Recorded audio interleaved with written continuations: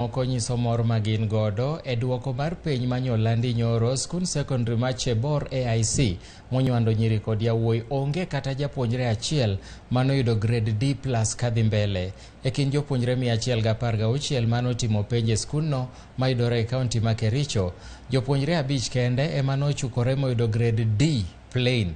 Jopuonjre 52 noyudo D- kama moko 59 to oyudo grade ma piny mogik ma en E. Duoko ma higani nyiso ni jopuonjre 30,822 noyudo E.